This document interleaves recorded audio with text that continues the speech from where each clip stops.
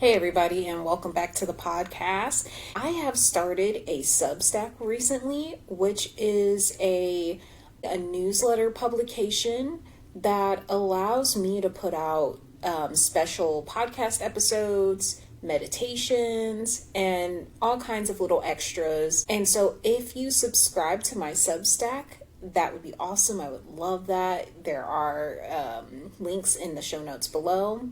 And there is a paid version, which I will be doing exclusive podcast episodes that will be dropping here very shortly in the near future. As of right now, there's some meditations on there. I really want a special place for it for people who are really ready to dive into healing in a very deep and specific way. So all those extras will be on my Substack. It's only $5 a month, and it is a great way to support this podcast.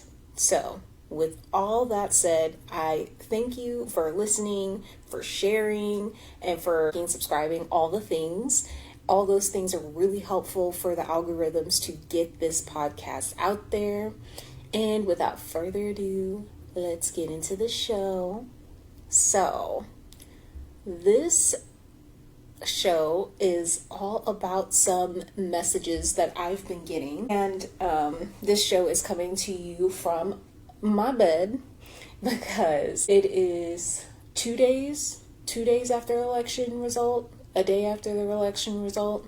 Anyway, and here in America, if you're from overseas, because I think some of you are, we had our presidential election, and I think since I live in a blue state, I'm in a little bit of a bubble, but the energy of my city and the state that I live in has been just like, you can feel the energy of everyone being depressed and sad and angry and scared and all of those things. And yeah, honestly, it's very exhausting. I have not went outside too often because of how exhausting the energy is to walk around and feel of people being upset about the presidential election. And I understand it, but it is a lot of energy to wade through. Every time I go outside, I'm just like, zapped and exhausted. I am coming to you from the bed because that is the only way I could get this podcast out this week. But there have been some interesting dream messages that have been coming through, and I'm going to say that these are your November channeled dream messages, okay? Because remember, I get a lot of channeled messages, and I get a lot of messages through the dream world and dream state. And I always have, and I didn't realize how helpful some of those messages were until I started putting them out.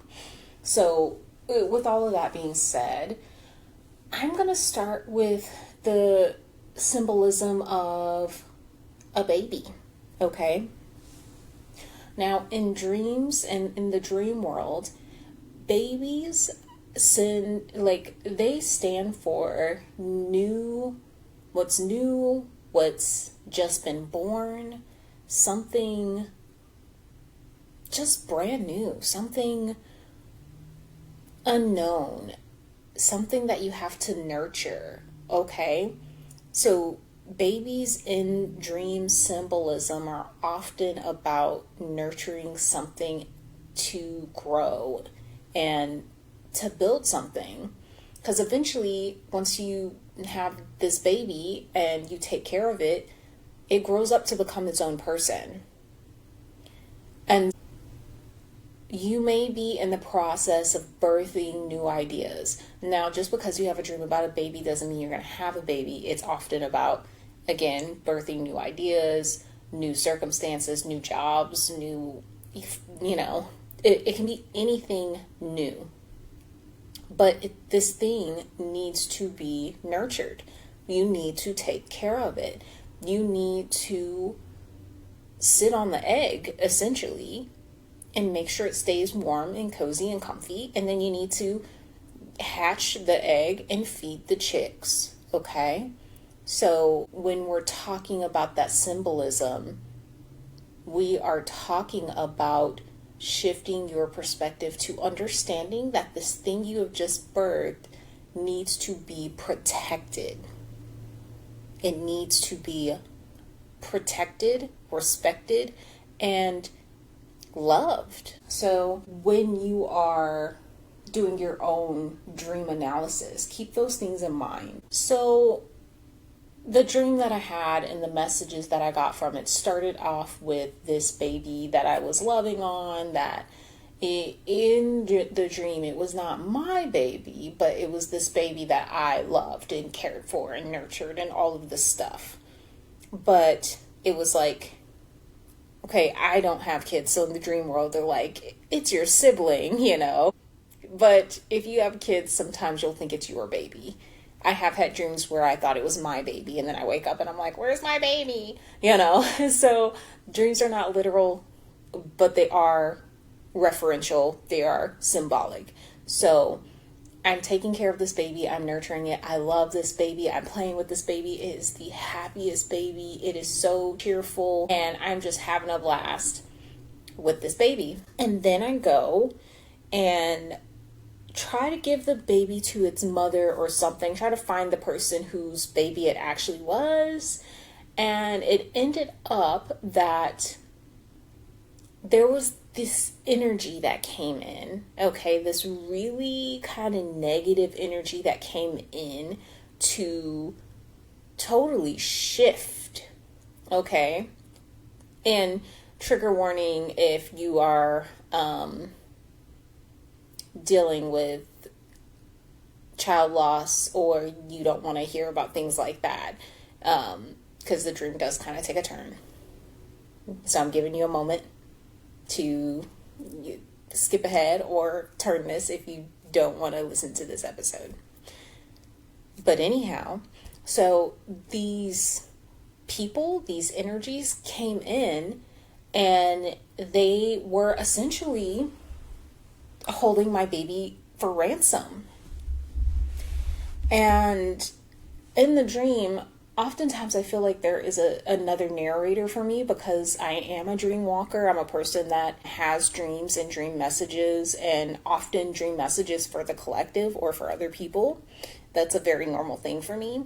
So there was this energy that came into me, and they were like, sometimes people just do things to feed on your fear and anxiety. And I was like, well, what's going on with that?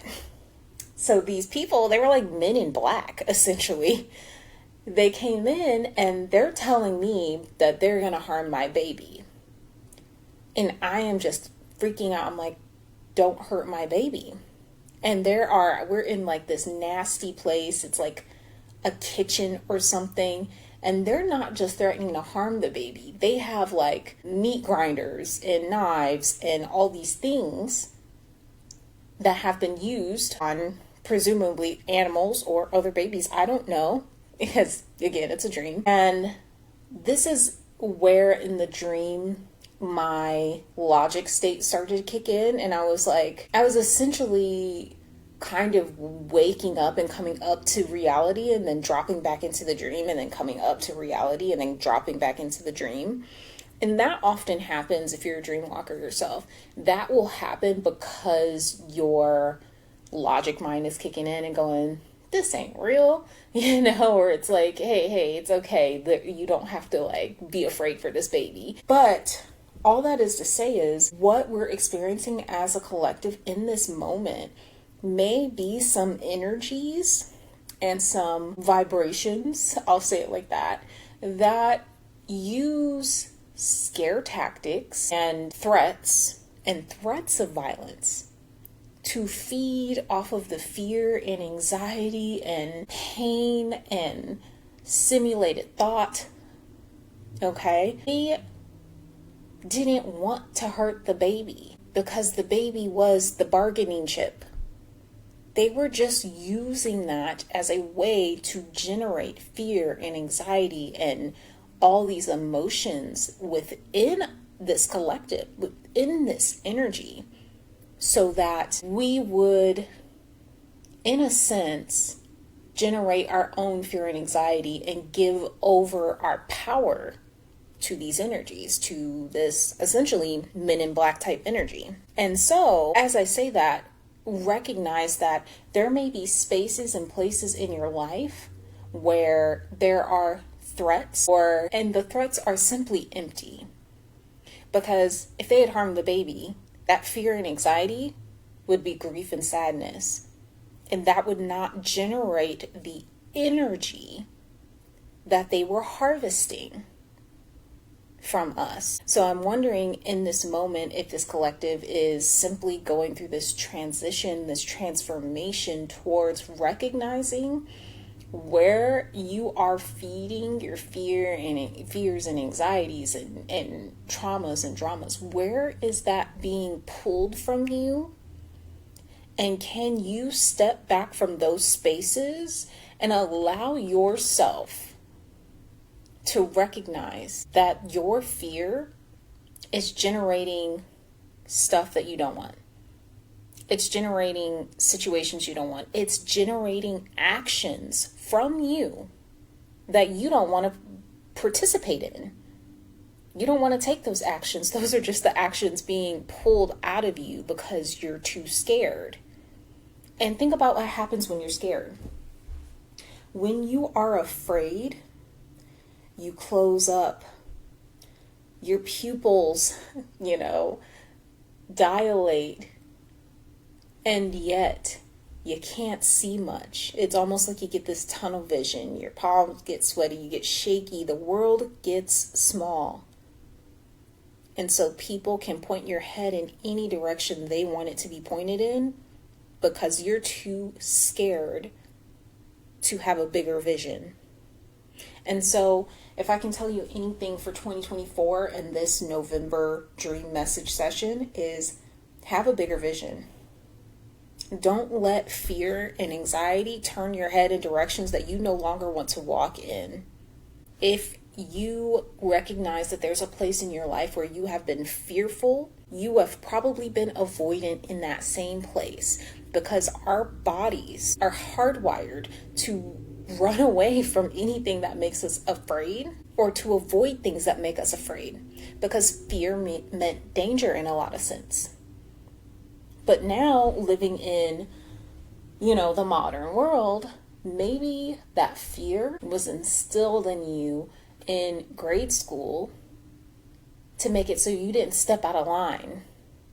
Maybe that fear was instilled in you because your mom didn't like it when you played with those other kids down the street. Recognize that fear is division sowed within you, separating you from your divinity and your gifts and your energy and your time. Your time is freaking precious. Your energy is precious. And so if you allow the seeds of fear to grow unstifled, you will grow a nightmare. And what I mean by that is for all that have ears, let them hear, right? But essentially, there are things that can cause harm. There are things that can hurt you, of course. That's not what I'm saying. But what I'm saying is sometimes the thing that you are fearing the most is the thing you need the most. It is the thing you need to walk towards, run towards, okay?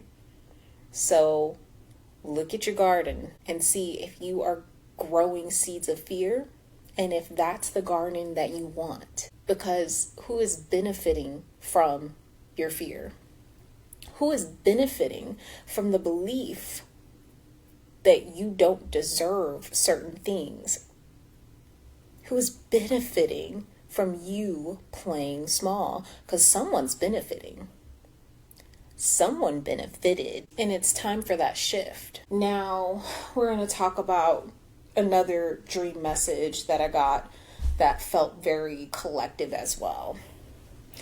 And again, remember that I definitely get some of these messages very, very, very specifically. Okay, so these are just the couple of messages I've gotten in the last 3 days. And I was like, snap, I haven't put out a dream message podcast in a minute, and it's time. These are the messages, right? But this one is, there was this woman who, and they're like, so in dreams, I am different characters all the time, because I get collective messages. I can be people who aren't me.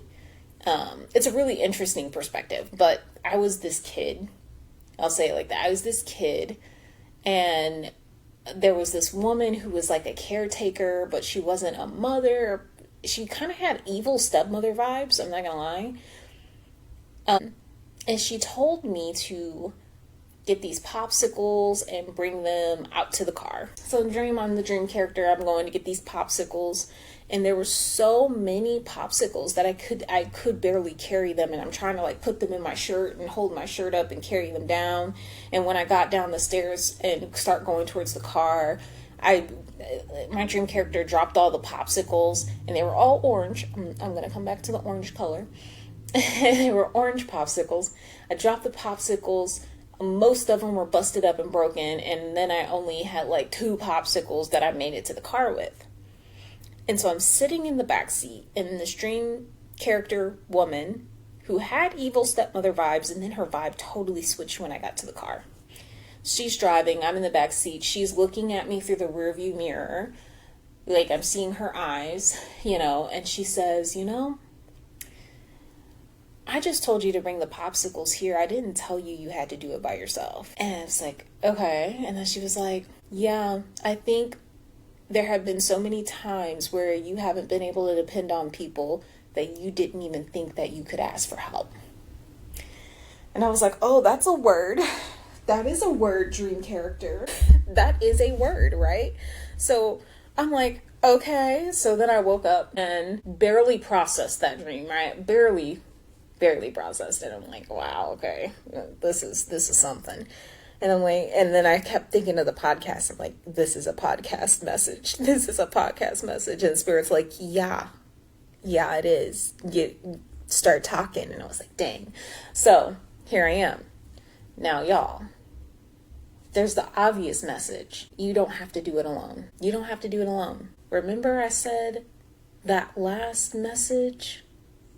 There are seeds of fear in your garden that you are growing, and you need to check your garden and see if it's the type of garden you want to grow. That goes right into this next message of you don't have to do that alone. Whatever the goal is, whatever the plan is, whatever you are planting in this season, just because it's been placed on your heart to plant that garden, and just because you might not recognize that you might be putting some seeds of fear within that garden, 1, it doesn't mean that beautiful things won't grow. But 2, it also doesn't mean that you have to weed out all that fear by yourself. Can you hear me?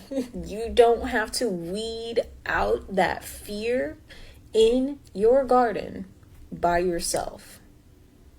You can ask for help. And if you don't know who to ask, I usually don't say this, but pray about it. To whatever you believe in, okay? Because it doesn't matter. But put out a true intention, thought, prayer, vision into the universe, into spirit, into creator, and ask, can you point me in the direction? Can you show me who can help me? Who should I ask for help? Maybe you don't know. Maybe you've never learned how to do that, especially if you are a childhood trauma survivor, like so many of you are, especially if you're a highly sensitive person, highly sensitive child who grew up with that emotionally immature family system. You might have been, a bunny rabbit living in a viper den. And maybe you don't know who to ask for help. That's okay. You don't have to do it alone. There are other people who are like you. There are people who think like you, who feel deeply like you do. Now, coming back to the fact that the popsicles were orange. Orange relates to the sacral chakra. So at this moment, that sacral chakra energy, it also relates to fall and the fact that the leaves are changing. They're all like fiery orange and red and all those fall colors. So not only is it a fall color, a color of harvest and the harvest happening, but what also happens during the harvest is your garden gets ready for the next season. You get your garden ready for the next season. Things go dormant, things go to seed. You might be planting bulbs, you might be weeding, you might be setting out your different fertilizers, new soil, whatever you do to get your garden ready to go through the winter, at least in the hemisphere I'm in,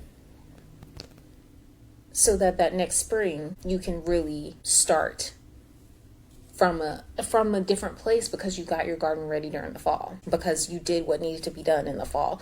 But also that orange color and that fall color also brings about this energy or this message that, like, you're harvesting some of your seeds right now. And we don't harvest everything in the fall, right? Like, everything doesn't get harvested at the same time, but there's a pretty big haul during this time of year. You're gonna see what you've been growing, and you're gonna have to ask yourself, is this what I want to grow? And we about to go into the winter. You're about to go dormant. As you go dormant into the winter season, in the winter months, you can look around and say, hey, that's a time to pause. It's a time to reflect. It's a time to decide and understand and nurture yourself, to go within. Anyhow, coming back around to that also being a sacral chakra color. Sacral chakra is kind of around where your pelvis would be, and that is what I call the pleasure center. It's the part, or the sacral center. It can show you and point you in the direction of what you take joy in, what you find not just fun, but pleasurable, nice. You enjoy it. It feels good.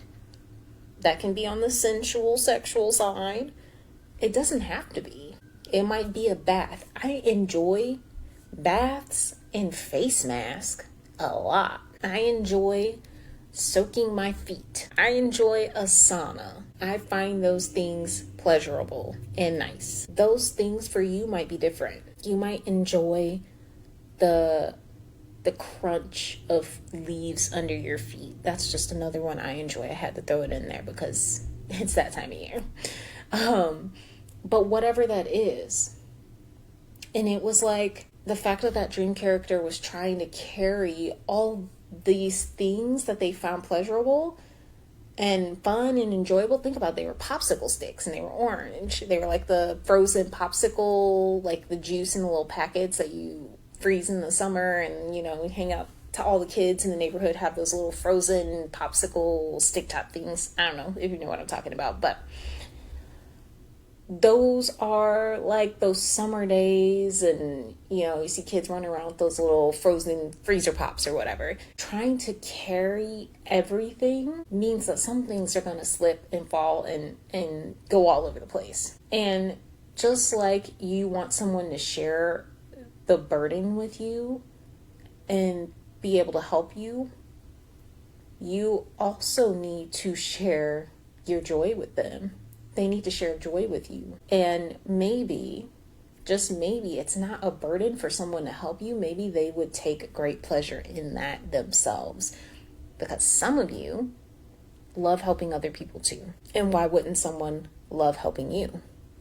Why wouldn't somebody find that enjoyable? So by trying to take that on and carry it all and make it all yours, you've made something hard for yourself that didn't need to be. You've diminished the amount of joy and fun that gets to go around, because, what if somebody actually wants to help you? What if somebody is happy to help you? What if it's enjoyable? What if they like it? Share that joy, because when you start to share that joy, it multiplies. So again, remember, when you're weeding out your garden, you don't got to do it alone, and recognize that sometimes you are trying to carry a burden that is not yours to bear alone, and also might actually increase joy and positivity and just love and laughter and light in your life and in another person's life because you shared it. Anyway, that's all I got for y'all. Have a good one.